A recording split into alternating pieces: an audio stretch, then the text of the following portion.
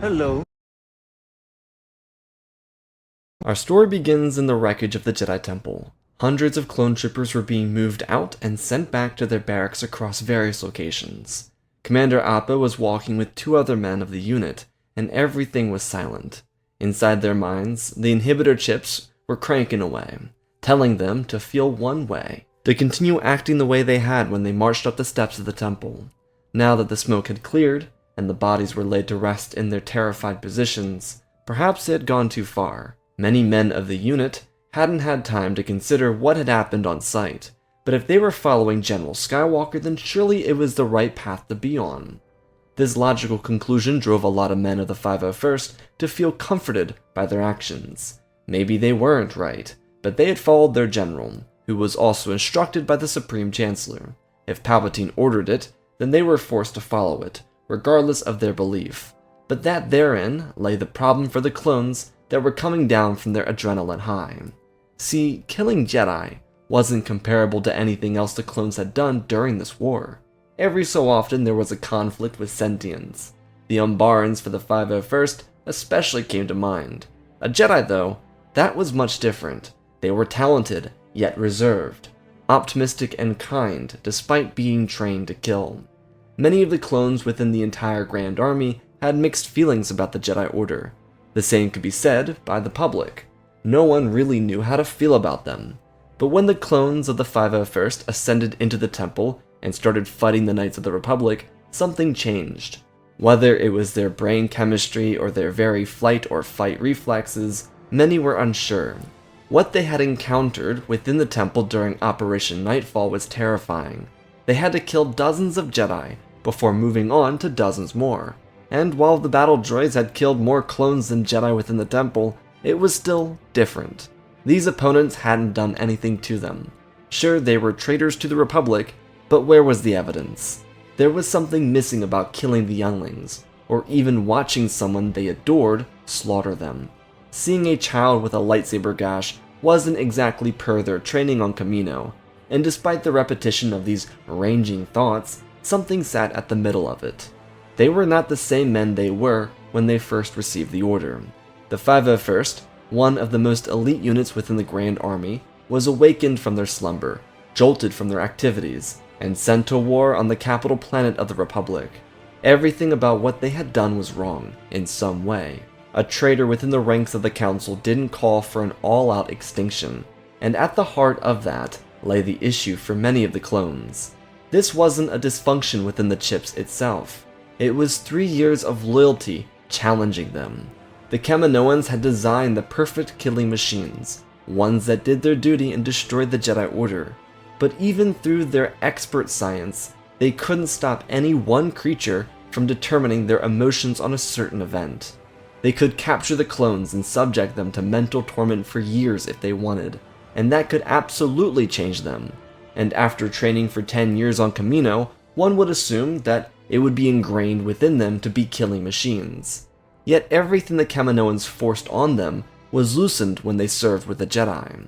Those, especially within Skywalker's unit, saw the best of it. They were true brothers with their Jedi comrade, and thus, with the smoke lifting and the heat of the battle vanishing under the dawn of the new Empire, there was a problem that many of these men felt.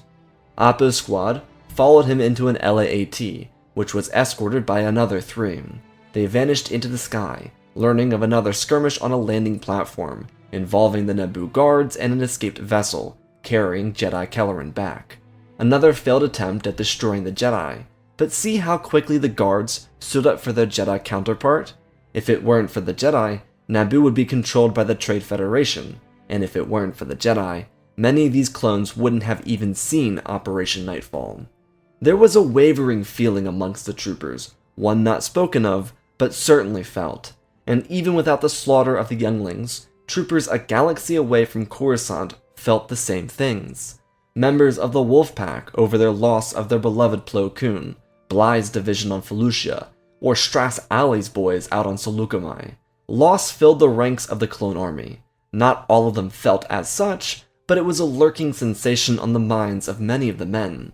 Because, as was the point from before, there was something that sat in the middle of everything. Their following of these orders made them no different than the enemy they spent 3 years fighting. That's what made everything so daunting for them as they left the grounds of the temple. None of them had seen the inside, due to how secretive the Jedi were about their home. Many clones often thought about the beauty that resided on the interior of the Jedi Temple. Now that they had seen it, all of their excitement about such a glorious sight had deteriorated. Clones who imagined golden pillars or statues dating back hundreds of years were left with the eerie reality of how hollow the temple was.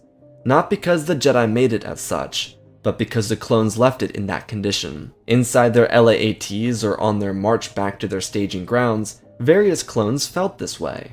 Of course, there were equal number, if not more, of troopers who were thrilled of their actions. They had destroyed an enemy of the state, and without true evidence, who cared, because they did what they were ordered to. Their brothers may have been contemplating the reality that they were simply fleshy battle droids, but these men were ready for more. Some of them even decided to steal robes off of dead Jedi, and wear them so they could slaughter more unsuspecting Jedi when they came home. Now that was a funny idea. Imagine the shock on their poor little faces when they realized they weren't being protected at their very home. Feelings like this resonated across various armies. None felt this more than the 21st Nova Corps out on Megiddo. The ranging emotions across the Grand Army, regardless of alignment, came from within each individual trooper themselves. The inhibitor chips had done their job, but they were not to control the clones going forward, as the order had been placed and the Jedi were gone. The job now was for Palpatine's regime to rein in their troopers and control them until suitable replacements could be found. Appo and his men returned to Admiral Yullarn's Venator, where he would ponder about the attack, not having heard of Order 66 before. Once he understood, he moved on with his business. It was time in his mind for the Republic military to move beyond the Jedi, especially Skywalker. While Yullarn returned to his post at the front of the bridge, overseeing the rising sun, the veterans of Nightfall prepared for their own debriefings. Commander Appo needed to learn of Commander Rex's status and location, because the command over the 501st would return to Rex once he returned from Mandalore. As it turned out, he and the rest of the 332nd hadn't been heard of. They checked in prior to their departure from Coruscant, but their signal died out in hyperspace somewhere. This wasn't much of a concern for Appo. To some of the men around him, his apparent lack of care was concerning to say the least. He and a number of other clone commanders and captains were getting into a call to diagnose what they had seen. Appo and the other most elite members of the Grand Army would confirm the deaths of Jedi generals, executions of Padawans, deaths of knights, and so on. What became apparent to each of these members is that none of them, at least openly, felt any remorse about what they had done. To the leaders of each clone division, it was just another day at the office. Battle droid or Jedi, it was no different to any of them. They concluded their discussions within 5 minutes of starting, and moved on to their own various responsibilities. On Kashyyyk, the interim commander was trying to hunt down Yoda, and they had almost captured Luminara. Commander Cody out on Utapau was having a hard time, internally, grappling with his betrayal of Obi-Wan. They were brothers just as much as any other clone was to Cody. What he didn't know is that he was the only one member of the call to feel any such regret following Order 66. All the other clones were dead set on their objective, and how they were to complete the war, with communiques informing them that the Chancellor would be speaking to the Republic in the evening. They got their hopes up for the end of the war. To the clones, this was their chance for freedom from the army and a chance to retire as heroes of the Clone War. This address by the Chancellor had clones, senators, and the general public interested. He hadn't made a speech like this in a long while. It was exactly what the Republic needed after the Battle of Coruscant and the confirmed deaths of Count Dooku and General Grievous. But this also meant that the clones who had finished their battles had time to discuss their feelings on their actions. Across the galaxy, reactions would vary, mostly due to the different Jedi generals or commanders that the clones served with. Very few clones on the front lines had experiences similar to what the 501st dealt with on Coruscant. They had killed most of the Jedi across the galaxy, and aside from a few outposts sprinkled across the stars, the clones of the active army faced little adversity. In other words, they killed very little younglings. Though what became readily clear, after news from the temple was revealed to the frontline battalions, is that most opinions amongst the troopers differed. These weren't up-in-arms types of disagreements, but they were head-turning. A big difference for these troopers was the intensity of their chips. Out at the undisclosed lab of Mount Tantus, inhibitor chips were being heightened, just to torture rogue clones and transform them into killing machines with one bidding. But without these enhancements, the normal chip gave the clones the order, they followed it, and then their individual hearts led them from there. The chip was still in effect. This by no means changed, because each clone still had the order to kill a Jedi if they saw them. What changed was their brain chemistry around the directive that kept thumping inside their heads. This is where the split came, and where many clones realized the difference between themselves and their brothers. Conversations across the front lines varied from name-calling to questioning, even the suggestion that these unalike clones were traitors. It was a true divide that formed between brothers, one whose effect wouldn't be seen until the end of Palpatine's speech. It was the make or break for many of these clones, because they were trained to serve the Republic and its citizens. But if one of said citizens took power away from the rest and crowned himself as emperor, then were their actions rightly ordered? Because if the clones could be given direction by one man, named Palpatine, then what could stop him from making an enemy out of the state? The clones had just proven that they were no different than the battle droids, and for many men who saw this parallel, it was only enhanced by the continued loyalty their brothers had for Palpatine. They were told to do something, and they did it. They were not technically given a reason for why they should do it, before they killed the Jedi, and the response after the fact was so lackluster that it made many clones resentful of their emperor. No longer was it a republic, it was an empire. Killing every Jedi for the actions of an undisclosed amount of them was not how they operated. They didn't do it with rebellious populations nor captured systems. So what was the difference with the Jedi? Then it became clear to some of these changing clones that what Palpatine did was eliminate a threat. They weren't poli-sci majors by any means, so let's not pretend they were, but by reasonably looking at the situation, it made sense from Palpatine's side. The Jedi were distrusted, even by quite a few clones. They weren't liked by the public or the Senate, and if Palpatine wanted to be Emperor, who would stop him if the Jedi were removed? The clones were an army to protect the Republic, not a squad of private hitmen that did as any one man or woman instructed. But this was only just the beginning of the reckoning.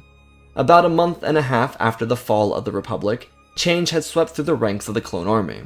After ripping up the democracy that it gave him power, Palpatine punished the clones who fought for it.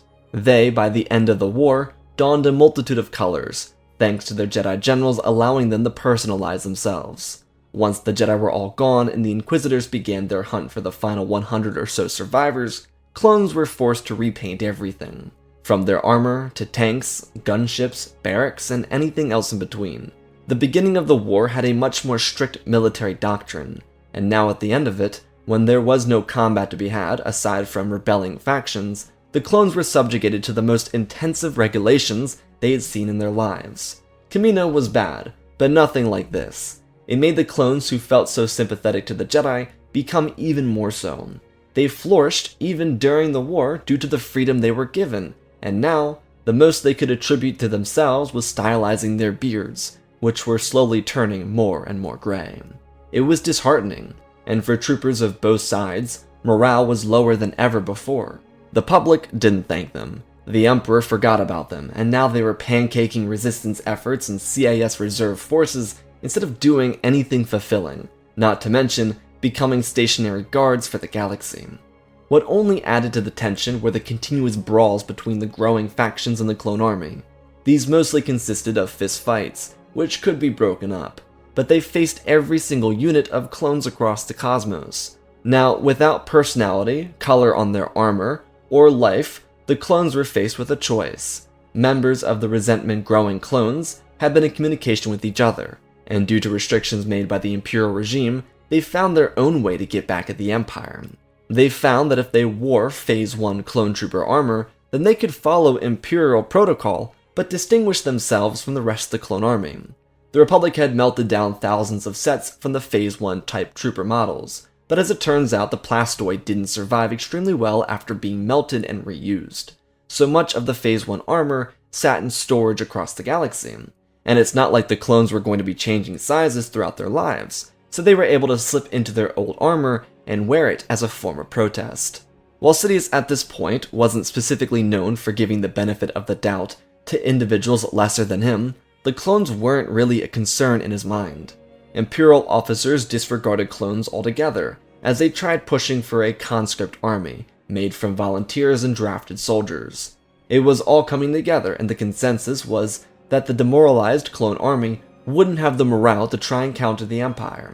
That was at the very heart of why Sidious didn't care about them. They were constantly being demoralized. Every report he had from Tarkin to Vader to any other low-life commander on an outlying guard post repeated the same thing: low morale. There was no point in giving these clones the time of day. Their time was coming. Though the clones very quickly had something else to say in regard to how their Empire was treating them. The clones on Coruscant were becoming rebellious, and the tension that had been rapidly building over the last several days started to become violent. In their Phase 1 armor, they marched on the Senate building. Everything started with another early morning skirmish between the two clone factions, one being called the Fidelis, while the other was referred to as the petulants. Those referred to as Fidelis were seen as loyal dogs, comparable to mindless drones, and the petulants were petulant children attempting to overthrow their creators. In the morning brawl, with dozens of clone brothers fighting each other in the mess hall, a blaster shot echoed through the chamber. It stopped the fighting, and it revealed that one of the many petulants had been killed, sadly. He was one of the eldest clones in their division. Many of the clones had interpreted these brawls as a result of low morale, and brothers fight sometimes, so no biggie. But this shot was fired by an Imperial officer, one who frequently referred to the clones with these two terms when informing the Emperor of their status on Coruscant. Those aligned with the Imperial regime remained quiet, while the petulants stood up and barbarically ripped the officer limb from limb. They tortured him physically for the pain he had caused them mentally. It was only a share of their torment for the past month. The elder clone who had fallen was named Thrax, or as the officers would have referred to him, CT-173-238. He was a veteran of Geonosis, Mimban, and saw combat on both Felucia and Cato Nemodia during 2 different sieges. Thrax had inspired his brothers, and once the Imperial officer fell, they carried Thrax's body from the barracks, leaving the Fidelis to stand in confusion. Those associated with the petulants ran from the military complex and loaded up into their vessels of war. It didn't matter if they were wearing their gear, their undergarments, just a helmet, or assorted articles of armor. They were going. LAATs lifted off, and Thrax was carried from district to district, until they reached the senatorial sector. They planted themselves before the Senate and executive buildings, and challenged the might of the Emperor, for he had forsaken them. The men chanted in unison, and at the front of their lines, Thrax's limp body was marched through the streets. Civilians who had grown to disrespect the clones loathed them for their interruption, but they watched a heroic movement gain its footing. Thousands of clones, all from different divisions, but strewn together in one bland color. They may have donned Phase 1 armor, but they were brothers of the Republic. They paraded themselves to the shadow of the Imperial executive buildings, and chanted louder and louder. Senators were disrupted from their work, and even Palpatine was shocked to see this amassing force. Before he could stop the media, they recorded the event, broadcasting it across the galaxy. Thrax's body was held over their heads, hoisted like the hero he was for taking the first shot for this resistance. The clones came with their weapons, but they were not here for war, only for representation and respect. They had been wronged, and it was time for the galaxy to hear it. Civilians watched with fear for what would come of this, but as the minutes went on, they realized that these killing machines were simply here to peacefully protest, just as any citizen of the Empire would do if they disagreed with something. This was not a rebellion. All the lies they'd been told about the troopers of the Republic were blatantly false, and the proof was before them. Just as the broadcast reached outlying Imperial outposts, the Senate commandos exited under Imperial authority. A few officers and a number of early conscriptions landed outside the massive structures to defend the oligarchs and bureaucrats inside. But the clones refused to pull their weapons on these Senate guards. This was peaceful. It didn't matter if they were Imperial militia, Senate commandos, or the damn Emperor himself. They were going to get their representation. They would be treated fairly, by the force they would, on the blood of everyone who had come before them. This was a testimony to every generation of clone who had died for this system. This was for them. Those regarded as petulants didn't bite the bait, and with the galaxy watching on the edge of their seats, the first shot was again fired. A Senate commander ripped into the clone lines, and one of the men holding Thrax fell out from under him. But the clone who had started today's revolution did not fall. Thrax was held up by another one of his brothers, before one more clone took his side, and then blaster fire erupted. Clone troopers were far more advanced than any of these scoundrels trying to hurt them. A few more vets fell before the militia was shredded. The clones were vastly underprotected, but they were an unstoppable force against a fragile object. They marched forward, Thrax continuing to be their hero even in death. Both Senate commandos and militia were unable to defend the executive structures, and thus, the clones invaded. Many of them knew intuitively that this would result in a bad-mouthing from the Emperor's office. They needed to tell their story, stop their brothers from remaining loyal to the Imperial regime, and inform the galaxy. They were being lied to, and they needed to wake up before they too faced the same restrictions as the clones did. The troopers were fighting for themselves, but also for the galaxy. This fight was larger than any single one of them, and they didn't know it yet.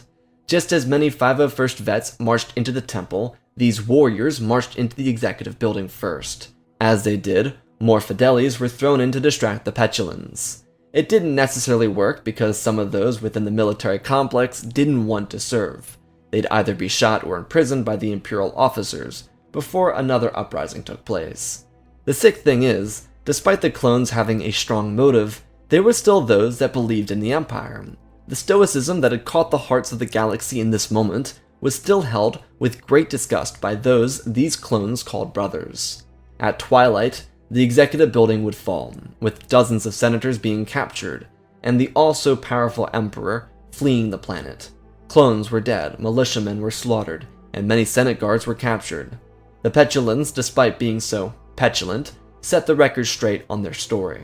They told Thrax's death, and they kept an honest position for the galaxy to follow. The fighting on Coruscant would come to an end with the petulants' capture of the executive building, but it didn't stop it from multiplying across the galaxy. Clone rebels rose up, united as their brothers were on Coruscant, marching with their Phase 1 armor and fighting the regime. Whether they were beating, shooting, or killing brothers, Imperials, or militiamen, it didn't matter. This was their choice, their determination for a better future. It was in their hands, and all they had to do was take a hold of it. They were up against an impossibly large foe, but if they allowed such concepts to plague their dreams, then they would never see its completion. Impossibilities are conquered by the brave, and the men of the Grand Army were the brave. The communique following the capture of the executive building would stretch out across the stars. It would be the true reckoning of the Empire, a proof of who they were as individuals and what they stood for as a government. The choice now belonged to Imperial citizens. Those donning Phase 1 made their choice, and those who refused to follow their brothers were defined by their lack of camaraderie. The scene at the executive building would have the oligarchs and bureaucrats clutching their pearls for days, though the Imperial regime was kind of stuck in a bind because of it. Due to the infancy of the Empire being on the line, Palpatine was forced to negotiate with the rebel clones. The petulants had stood up to the Empire, and truthfully, due to their capture of several key senators, he had to bend the knee a little. Palpatine wasn't very happy about it, but to be honest, he was more concerned with the greater conflicts across the galaxy. The anchor of this clone movement was Thrax and his sacrifice. While no one outside of Coruscant saw his death, his name became synonymous with mythological status. He was more than just a clone. He was a hero. Maybe not doing something super incredible in his moment of death, but he represented every generation of the clone army, and true to the core of a clone. A Gen 1 fighting on Geonosis, making it to the first march of their rebel movement. He was a hero. This symbolic figure resonated with clones at various locations around the galaxy, and while the former CIS couldn't do anything, due to the reserve military getting clobbered by the clones in the first month, they were the most empathetic individuals in the galaxy towards the clones. Yeah, little weird, considering they fought against these clones, but the petulants were exactly what they were, standing up for the right thing.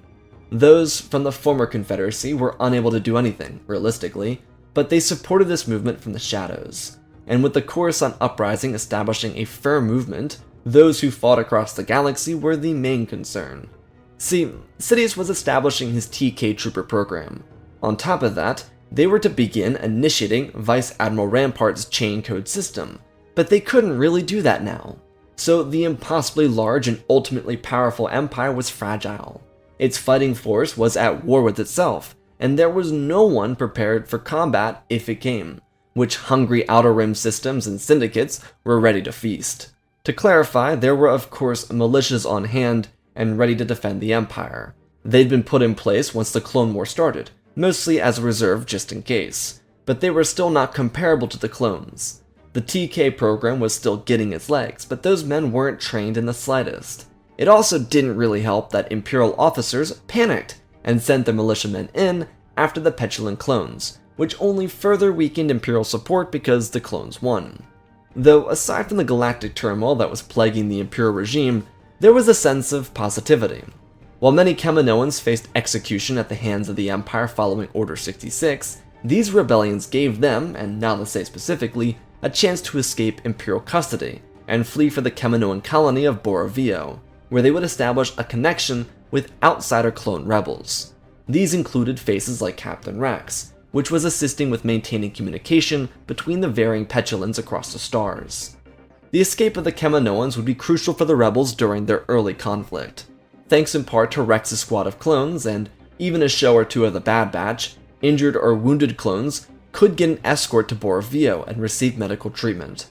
On top of that, due to the long-range communication arrays on the planet and the dense air of the gas giant, they were able to remain hidden as a position of operation. Clones would use connection from Borovio to reach other outposts of rebels across the stars. Though what became almost a little demoralizing for the clones was the lack of support they got elsewhere. The public came to realize the state of the galaxy they were in, and tragically, the core was just as complacent as its politicians. They were given the golden shot to take down their oligarchs and bureaucrats and start over for themselves. But instead, it was trendy and then vanished into the ether. This isolated the petulants, because they had shared blood for the future, and they were rewarded with silence. A lot of this came with fear of Imperial power. Coruscant was still a tense atmosphere, but people worried about what Palpatine would do to them if they sided with the cause.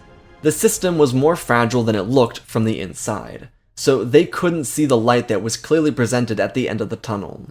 It was their chance for a greater society, but they left it in the hands of the clones, because they were too afraid.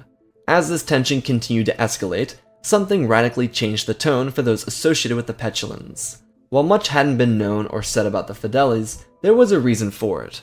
They, since Order 66 hadn't changed at all. Some of them did leave the Loyalist cause to join the petulants, but many of them felt vindicated in their actions against the Jedi, and even further, they were supported by their Emperor. They, of course, didn't know that he was just trying to exploit them, but they felt honored by the respect their Emperor addressed them with. Though the Fidelis had one major psychological effect on their brothers. Despite them all being clones, the Loyalists, still wearing their plain Phase 2 armor, were cold-blooded killers. After annihilating the Jedi, destroying their own flesh and blood was no challenge to any of them. They mostly saw these other clones in the same light that many of them saw Fives in, a traitor of the state. Which sure, theoretically they were, but these Fidelis didn't realize that they were being sucked up into the propaganda machine, just like the citizens. The Imperial machine worked day and night to make sure the petulant cause seemed as unfavorable as possible. And that was a problem for these rebels. They felt bad for killing their brothers. Similar to the experience shared by the 212th and the 501st on Umbara, the petulants didn't want to hurt their brothers, but were forced to for their own survival. What made it even worse is that they weren't brainwashed in the slightest. They had no enhancements done to their inhibitor chips. They were just plainly loyal to the Empire, and that was that. This psychological warfare that crippled petulant morale helped the Empire work through their TK training at a rapid pace. Many of the Republic commandos vowed loyalty to the Emperor, so they had no reason to stand against their leader. They were responsible for training the conscripts, and they took it with honor. The sick twist to the Fidelis movement was how they addressed their brothers too. There had been many attempts by field commanders of the petulants to make peace, but it never happened. Oftentimes, these leaders would be brought into a trap and executed, but the demeanor was worst of all. Their Emperor had given the Fidelis a sense of superiority over their brothers. A lot of the petulant messaging was lost in the eyes of these loyalists. They continued to believe this revolved around the Jedi, but in reality they were traitors to their own brothers. In the eyes of both factions, the others were the traitors, but many of the Fidelis got caught up in this fight that only existed between themselves, because the petulants weren't fighting over the Jedi, they were fighting for all of them, for their collective freedom, whereas the Fidelis were defending their own subjugation. The few discussions that did come from these talks were pointing figures. You're a traitor to the Grand Army. You're a traitor to the Empire. You betrayed XYZ. Well, you did too. The revolving circus of never getting an answer through. It was insufferable, and it's why a lot of these conversations led to death, which, even further, costed the lives of clones by the dozen every day. Thanks to the rebel command post at Boravia, many petulant leaders were able to devise a strategy. There was also something to note. The rebels adored the name they were given. Petulance became a war cry. So did For Thrax, or the classic For the Republic, which mostly became synonymous for their brothers. The Fidelis didn't have an opinion on the name they were given, despite it being translated to Loyal Dog, which is a little on the nose. Regardless, petulant leadership had come to the conclusion that they needed to fully secure a home base. Coruscant, since the initial strike, was still hostile territory. The Imperial Senate, including its Emperor, had returned to session multiple times. This was allowed by the petulants on the system. But that was kind of their problem, and it was addressed by their leadership on Boravio. Coruscant was impossible to get reinforcements into, thanks to the Imperial blockade around the system. It had become clear that the kindness shown by the rebels was being taken for granted, and it was time for them to make a move on the Senate.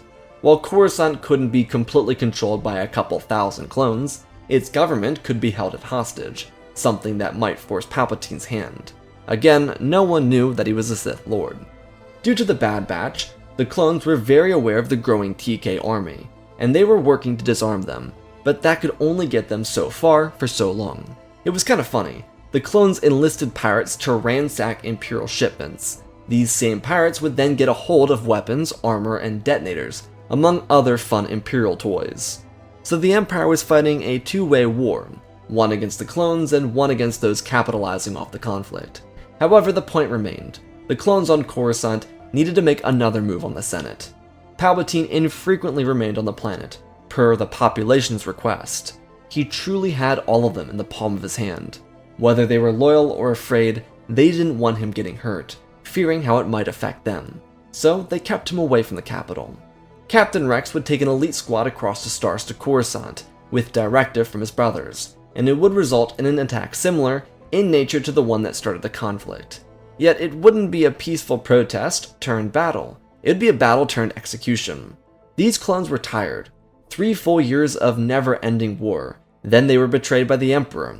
As a side, many of these clones had learned the truth about the inhibitor chips, but they didn't kill the Kaminoans because they had made themselves useful. This also helped reveal why Palpatine never used the chips against the clones after Order 66. There were some orders that he could use to destroy the petulants, but it was a little too risky, because it could directly affect the Fidelis if it just transferred down, or someone overheard the order by accident, and Palpatine couldn't really afford to lose his main fighting force. On Coruscant, after scheming up their plans, they would come face to face with the first unit of TK troopers, aided by the elite unit, which were just clone regs that remained loyal. And the truth is, with Captain Rex leading them, the loyalists and TKs got steamrolled. They stood a chance, briefly, until they didn't. When they didn't, it came crashing down on them pretty quickly. The petulants marched through the corridors of the Senate building, gathering up senators as they had before, though the opposition noticed a true difference. Former CIS senators with seats knew that whatever was going to happen, it wouldn't be too positive for those who continued to slander the morality or direction of the rebels. When given the chance, following their brief skirmish, the clones informed the senators of their options. The clones didn't want to kill them, but they were fighting for their own freedom here, and perhaps even for the galaxy at this point. Most of the petulants had been so entranced by their own cause that they truly didn't realize how much it coincided with the needs of the galaxy. Individuals like Rex certainly did, but most clones hadn't by this point. Regardless, the senators were given a choice, to live or die. And despite how sleazy many were, they didn't believe the clones would kill them, because they didn't before, and that wouldn't go the way they wanted. The first assault ended with a temporary peace treaty, brokered by Palpatine, which helped the clones by being a short-term immunity to establish their own base of operations hidden away, allowing the rebellion to exist on Coruscant. This time, they were killing and going, hoping that their message would touch the hearts of those around the galaxy. As they had before, they communicated why they were fighting, but this time Rex added why the senators were being removed. He and his brothers hoped that worlds around the galaxy would see themselves being taken for granted. In the absence of their voices here on Coruscant, they might select individuals with honor and courage, enough so to direct their planets into a direction of change. They explained why they refused to contact Palpatine, knowing that his corruption would douse the fire of their revolution. They made their case, killed a couple dozen senators, and vanished into the night. It, of course, was very jarring for the people of the Empire, especially in the core. Though out on Nur, where the fully finished Fortress Inquisitorius sat, Sidious looked to Vader instead of his bacta tank. He explained that these clones would pay for their insolence. His first test would be killing Anakin Skywalker's clone captain. Once the Sith Lord exited, the silent Vader raged beneath his skin. Ahsoka was dead, Rex was dead, yet one of them returned from the afterlife, so surely there was one more. Vader was hellbent on revenge, and his target was initially Kenobi, but he wasn't sure. Though this clone civil war had changed his perception of the galaxy. Many of these men helped him kill Jedi inside the temple. Now they were fighting for freedom, an inspiration that a former slave, like Vader, took very seriously. And that, my friends, is part 1 of Clone Civil War. I hope you all are enjoying. Part 2 will be out on Thursday. Probably more action in the next one. This one's more of just establishing the ground rules of this war, and then we can get into the juicy stuff. So, hope you all enjoy so far. I love you all, spread the love, and always, my friends, may the Force be with you.